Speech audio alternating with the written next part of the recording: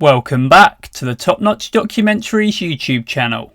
Spree killers are extremely rare in the UK. One of these such spree killers is Raoul Moat, a man who had the North East in a state of fear for 7 days back in 2010. This is the story. Hope you enjoy. It was Thursday, July 1st of 2010. Raoul Moat, a former bouncer from Newcastle upon Tyne, was released from Durham prison at 10:55 am and given a ride by his friend to his council house in Fenham, a nearby suburb of Newcastle upon Tyne. Moat had installed cameras on his property, even in the hedges. It appeared like he had been living in a paranoid state before his incarceration, believing that the authorities were conspiring against him. The cameras had picked up on all sorts of unsavoury behaviour, but nothing involving the police. It was routine for heroin addicts to shoot up in the area, along with vandalism to Moat's property, as someone had damaged a £565 plant in his garden. Along with this, the cameras had also picked up drunken teens having sex in his garden. Yeah, he lived in a pretty run-down area. Despite not being a fan of the police, Moat had sent these recordings to Northumbria Police in hopes of getting some resolution. It is unclear if they took any action. Moat, now back at home, he met another friend who had been staying at his house to maintain it whilst he was incarcerated. The friend told Moat about a shotgun that he had ready for him, a deal that was done from behind bars. Moat had asked for a car with 6 wheels, the code word preventing police intervention, leaving them none the wiser as to what was soon to happen. Moat's friend went to pick this up, and so whilst he was doing this, Moat goes and gets a Mohican style haircut like Travis Bickle from Taxi Driver. This haircut really foreshadowed a lot of what was to follow. It was just one of the many red flags in this story. Haircut complete, and Moat returned home to wait for his friend with his order. The friend returned to the house and handed Moat a bag containing a sawn-off shotgun with cartridges. Moat now had the weapon that he was going to use to perpetrate his next move. Whilst incarcerated, anger had been burning inside him. His former girlfriend Samantha Stobbart had come to realise just how dangerous he was and had cut him off. Moat's resentment and anger festered during his time behind bars, and he'd come up with a plan. Moat's objective was to get a gun and shoot his ex-girlfriend Samantha. Along with this, he intended to shoot her new boyfriend, whom he had been told was a police officer and karate instructor. Moat had a long, tumultuous history with the police and the system in general. He also wanted to shoot Samantha's mother, and a previous social worker and a previous psychiatrist. Evidently, he was going through some sort of psychotic state. Whilst in Durham prison, Moat struggled to sleep. Locked inside a cell for 23 hours a day, Moat's mental state rapidly deteriorated. Records show that one inmate committed suicide and another 46 harmed themselves whilst he was at the prison. Whether his time in Durham prison contributed to his decline in mental state and the resulting spree is unclear, but it sounds very likely. Moat now had a bitter and resentful attitude. He was 37 and knew that he couldn't redo his life. It was way too late, and he was leaving prison with no plan on readjusting into society. He viewed himself as the victim.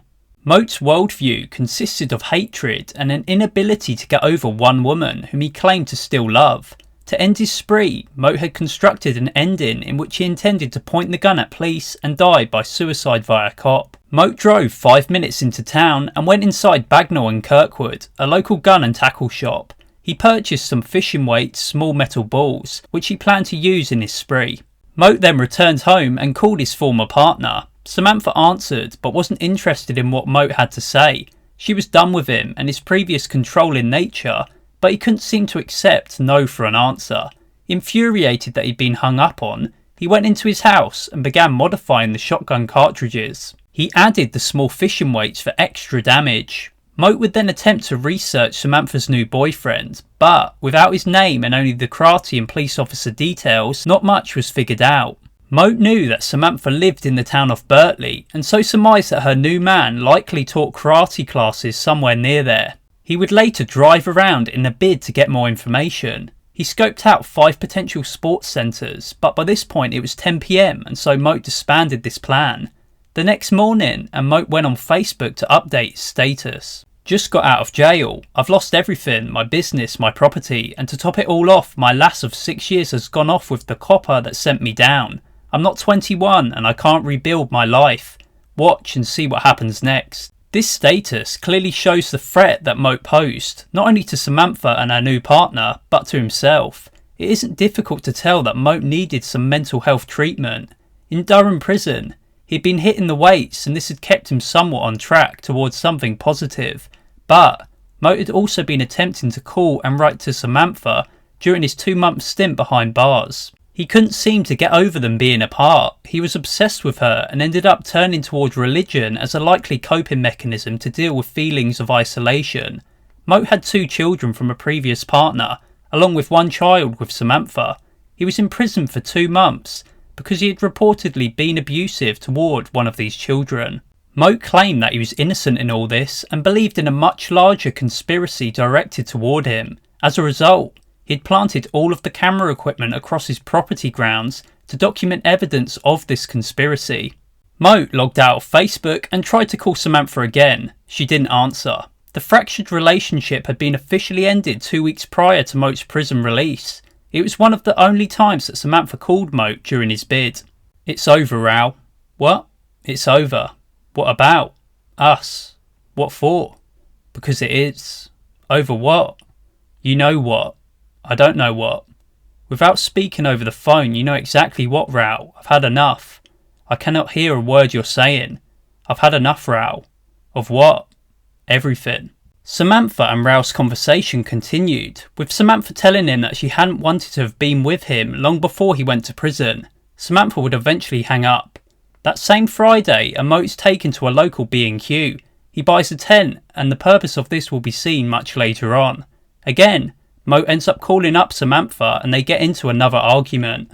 Samantha tells Moat that her new partner is in law enforcement, which he already knows, and once again this detail infuriates him. Moat wanted to fight him, but Samantha isn't having it and hangs up. Later on that evening, Moat was taken to a car park close to Samantha's house in Berkeley. Moat knows that Samantha is on a night out and is presumably with her new partner. More calls made between Sam and Moat occur between 11:24 and 12 PM, each resulting in an argument. Eventually, Moat managed to narrow down a house in which Samantha was now located. Inside the house, there is a large gathering of people, mostly Samantha's friends and family. It is now 1 AM, and the sounds of people laughing can be heard coming from the house. Moat crept up to the front of the house, the window exposing the people inside. He pulled out his phone and saw a text message from a friend who had dropped him off at the nearby car park. "We'll all miss you, mate, if it goes down." Moat responded, "No problem, mate, you're the best." Moat would soon message back that people at the gathering were talking about him. Samantha was bad-mouthing him, and everyone was finding his situation comedic. Moat then texted his pal, "I'm going to kick nice and proper when they are out. Then we'll see who's laughing." At 2:40 AM, the gathering came to a close. Samantha and her partner exited the house and made it to the front gate. Moat stood up, shotgun in hand. Samantha's partner turned around, saw him, and decided to protect her by creating a barrier between them. Moat aimed the shotgun. Bang! Moat shot Samantha's partner in the chest, the impact to his heart and liver wounding him. He stumbled and attempted to flee, but was shot for a second time, this time in the neck. He collapsed on the front lawn. Moat then walked up to the dying man and shot him once more in the head. Everyone who had been at the gathering had by this point fled, but Samantha stood inside the house, staring in a state of shock. Moat then shot her through the window and fled the scene. He then called a friend and told him what he'd done, before saying that Samantha was fine, despite having been shot. Moat would take a taxi to a friend's house and exclaimed as though he felt that a weight had been lifted off his shoulders. He then took his friend's Lexus, as he knew the police would be soon looking for him. The brutal murder of Samantha's partner had been witnessed by virtually everyone. It was brazen and law enforcement would want to bring him down. Samantha's partner, whose name was Christopher Brown, was never really a police officer or karate instructor. He was described as a good man, someone who ended up being in the wrong place at the wrong time. Unfortunately, as a way to feel more safe and secure, Samantha had told Moat these false details, and these details had resulted in the death of Christopher. Moat drove with his friend over to Rothbury, a town about 30 miles from the shooting scene. There, he set up his tent close to a car park and spent the night in the tent. Then on Saturday the 3rd, his friends went into town and purchased some supplies for Moat. These included barbecue supplies, sleeping bags, a notebook and biro pens, envelopes and other camping supplies. Moat had since come up with a plan, telling his friends to write letters to their families telling them that they were being held for ransom. One of these letters read, Burn this letter, it is my friend that is holding me hostage. I'm actually safer than safe, but this deed will see me a made man. I'm actually hidden out at a secret location well out of harm's way. Burn this letter after you have read it. Not sure about showing it to mum and dad, as they will spill the beans, and that will lead to me actually being shot. Love you. These supposed ransom letters ended up being found by the police before they could be destroyed, and as a result later on, both of Moat's friends would be declared as associates and having aided Moat in his spree. They'd be captured a short while later whilst Moat was still on the run, and later on at their sentencing. One would be given a minimum of 20 years imprisonment and the other would get a minimum of 40 years imprisonment. Moat would soon call 911 as he and a friend are out driving, moving location. The audio recording was released later on. Hello there, this is the gunman from Berkeley last night. My name is Raoul Moat. What I'm phoning about is to tell you exactly why I've done what I've done, right? Now, my girlfriend has been having an affair behind my back with one of the officers, this gentleman that I shot last night, the karate instructor, right? Been on to me, right, for years. He's hassled us, harassed us, he has just won't leave us alone. I went straight 6 years ago when I met her, and I've tried my best to have a normal life, and you just won't let up, right? You won't leave us alone for 5 minutes. I can't drive down the street without the blue flashing lights, you know? You have stitched us up for years, you've been caught stitching us up. So the fact of the matter is, right, that she's had an affair with one of your officers. Was he not a police officer, I wouldn't have shot him. Okay. As that, right? But the thing is, you know, it's been going on for a while. I went to jail, right? Okay. I was stitched up by you for hitting the kids, which I didn't do, right? Right? Now, I've had enough. I've jailed me so well, I've came out with different kids, you know what I mean? I've lost everything through you, right? Just won't leave us alone, right? So, at the end of the day, you killed me and him before that trigger was ever pulled. Right. You know what I mean? Okay, we are trying to help you, yeah. You're not trying to help us. You wanted me to do myself in, and I was going to do it until I found out about him properly and what was going on. And as soon as I found out I thought, no, you've had too much from me. You've had too much from me. You'll get your chance to kill us, right? You'll get your chance to kill us. No, okay? we don't want to do that. We don't want to do that. You do wanted me to kill myself, but I'm going to give you a chance because I am hunting for officers now. Whilst Moat is making the call, his friend is driving the Lexus. Moat notices a police car sitting idle near to a roundabout. Sensing an opportunity to get back at the police, who he feels to be a target of, Moat instructs his friend to pull over just out of sight of the officer inside. Moat sneaks up to the police car, brandishing his shotgun, and makes eye contact with PC David Rathband. He aimed the shotgun and pulled the trigger. The officer was hit in the face, blood spray rupturing his eye. He collapsed in the driver's seat. Moat fired again, hitting him in the back of the head. He then dashed back to the Lexus and hopped into the passenger seat. His friend peeled off. Raoul was ecstatic about the shooting, phoning up 911 for a second time to taunt the police. Police knew who they were after, they knew who he was and how dangerous he was, and by this point the story is picking up the attention of the media. Whilst the story begins to gain an interest, Moat was listening in to news stories from his tent and even wrote Samantha a get well soon letter as she lay in critical in the hospital. As the manhunt for him continued, Moat wrote a 49-page statement confessing to the murder of Christopher and commenting on the supposed lies that the media had reported about his family matters. Police weren't very close to capturing Moat, and they knew that for all the time that he was free, he could cause much more damage. The public were on alert and so were the police. Not long prior to this spree, a gunman had actually killed 12 people in the nearby county of Cumbria. The gunman in that case had ended his own life shortly after. This was beginning to look like a potential repeat of that incident. Moat wanted to steal a police vehicle with firearms inside, believing that he could further use these to wage war against the police. This didn't happen, but it goes to show Moat's mental state during his time on the run.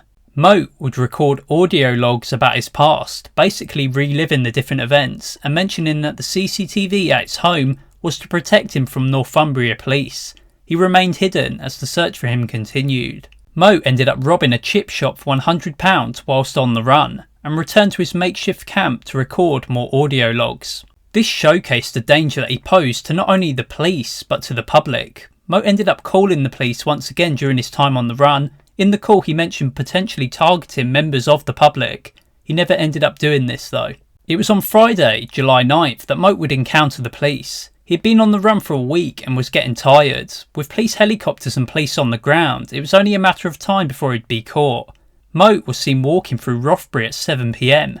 Police descended on the location and Moat was ordered to drop his weapon and surrender. Moat instead chose to aim his shotgun at his head and told police to shoot him. He got on the ground, pointing the shotgun under his chin.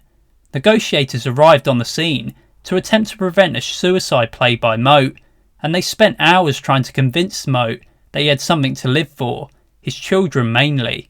Moat only wanted to speak to Samantha though, which was never going to be allowed as it was way too risky. Moat began to move his shotgun and uttered his last words. It ends in this field tonight. With no way to escape the situation, Moat pointed the gun at his head and pulled the trigger. He could be heard moaning following this. At the same time, police tried to subdue Moat with a new taser-styled weapon. This failed. Moat was taken to the hospital, but had a non-survivable shotgun wound to the head. At 2:16 AM, he was pronounced dead. And in that field is where this story came to an abrupt close, and many questions still remain unanswered to this very day. Could this tragedy have been prevented? Fellow prisoners of Moat had actually told prison officers that Moat had an intent to hurt his partner, but nothing was done. Moat was clearly mentally unwell and unstable. Unfortunately, his actions led to many lives being destroyed.